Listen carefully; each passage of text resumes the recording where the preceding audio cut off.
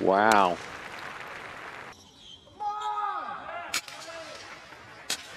Wow.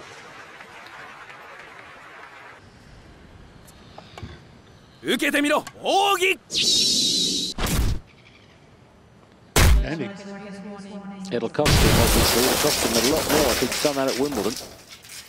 That's for sure.